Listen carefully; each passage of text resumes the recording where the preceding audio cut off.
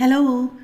നമുക്കൊക്കെ എന്നും ബ്രേക്ക്ഫാസ്റ്റിന് ഹെൽത്തി ആയിട്ട് എന്താ ഒന്നും ഉണ്ടാക്കാൻ പറ്റുക എന്നുള്ളത് ഇന്നും ഉള്ളൊരു കൺഫ്യൂഷനാണല്ലേ.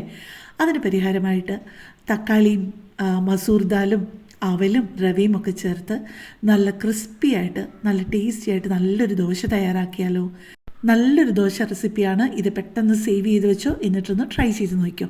ഞാൻ ചെറിയൊരളവാണ് ഇവിടെ കാണിക്കുന്നത്. ഞാൻ 1/2 കപ്പ് മസൂർ ദാലാണ് എടുത്തിരിക്കുന്നത്, അതായത് ഓറഞ്ച് കളറിലുള്ള ആ ദാല്.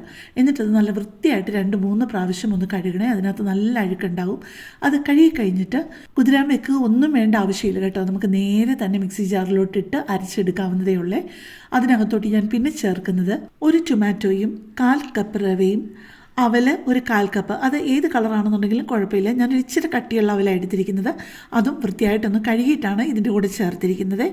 പിന്നെ വെള്ളം ചേർത്ത് കൊടുക്കുന്നത് വളരെ കുറച്ച് വെള്ളം ഒഴിച്ച് അടിച്ചെടുത്തിട്ട് മൊത്തം നമുക്ക് ചേർക്കേണ്ടത് 1/4 കപ്പ് തൊട്ട് 1 കപ്പ് വരെയാണ്. പിന്നെ അതിനകത്തോട്ട് ചേർത്ത് കൊടുത്തത് 1 ടീസ്പൂൺ ഉപ്പും കൂടെയാണേ. ഇതിനി ഫെർമെൻറ്റ് ചെയ്യാൻ വെക്കുക ഒന്നും വേണ്ട ആവശ്യമില്ല കേട്ടോ. നമുക്ക് നേരെ തന്നെ ചുടാവുന്നതേ ഉള്ളൂ. പക്ഷേ ചുടുന്നതിന് തൊട്ട് മുമ്പ് ഒരു സാധനം കൂടെ ചേർക്കാനുണ്ട്, baking soda. Baking soda 1/4 teaspoon ചേർത്താൽ മതിയാവേ. അപ്പോഴേക്ക് പെട്ടെന്ന് ഞാനൊരു കാര്യം പറഞ്ഞോട്ടെ. എൻ്റെ ഈ ചാനലും എൻ്റെ വീഡിയോയും ഒക്കെ ആദ്യമായിട്ട് കാണുന്ന ആരെങ്കിലുമൊക്കെ ആണെന്നുണ്ടെങ്കിൽ എൻ്റെ ചാനലിൽ ഒരുപാട് വ്യത്യസ്തമായിട്ടുള്ള റെസിപ്പികളുണ്ട്. നിങ്ങൾക്ക് താല്പര്യമുണ്ടെന്നുണ്ടെന്നുണ്ടെങ്കിൽ, നിങ്ങൾക്ക് പ്രയോജനപ്പെടുമെന്നുണ്ടെങ്കിൽ എൻ്റെ ചാനലൊന്ന് സബ്സ്ക്രൈബ് ചെയ്യുകയും ലൈക്ക് ചെയ്യുകയും കമൻറ്റ് ചെയ്യുകയും നിങ്ങൾക്ക് ഇഷ്ടമുള്ള വീഡിയോസ് മറ്റുള്ളവർക്ക് വേണ്ടിയിട്ട് ഷെയർ ചെയ്ത് കൊടുക്കാനും മറക്കല്ലേ. റെസിപ്പീസൊക്കെ എല്ലാവർക്കും ഒരുപാട് ഇഷ്ടമാവുന്നുണ്ടെന്ന് എനിക്ക് ഉറപ്പുണ്ട്. പക്ഷേ ചിലപ്പോൾ ആരായാലും സബ്സ്ക്രൈബ് ചെയ്യാൻ മറന്നു പോകുമല്ലോ. അതുകൊണ്ട് ഓർമ്മിപ്പിച്ചു എന്നുള്ളതേ ഉള്ളൂ കേട്ടോ.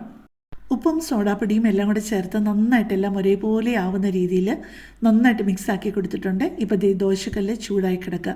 അതിലോട്ട് കുറച്ച് വെള്ളം തളിച്ച് കൊടുത്തു കഴിഞ്ഞിട്ട് നമ്മുടെ ഈ ദോശ ബാറ്റർ സാധാരണ ദോശ പരത്തുന്നത് പോലെ തന്നെ കട്ടിക്കോ നല്ല ഗീ ദോശ പോലെയോ പരത്തിയെടുക്കാവുന്നതേ ഉള്ളൂ. ഞാൻ ഒരു 1.5 തവിയാണ് ഒഴിച്ചു കൊടുത്തത്. കാരണം തവി എൻ്റെ കുറച്ച് ചെറുതാണ്, അതുകൊണ്ട്.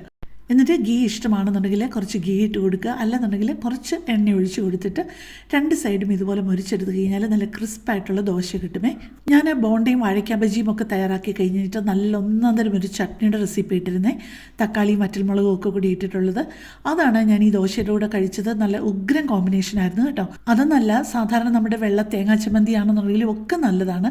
പക്ഷേ ഇതാണ് എനിക്ക് കൂടുതൽ ഇഷ്ടപ്പെട്ടത്. അപ്പം അതിൻ്റെ റെസിപ്പി കൂടെ ഞാൻ ഡിസ്ക്രിപ്ഷനിൽ പിൻ ചെയ്തേക്കാമേ. അപ്പം നമ്മുടെ ഈ ഹെൽത്തി ദോശ ആരും ട്രൈ ചെയ്യാതിരിക്കില്ല കേട്ടോ.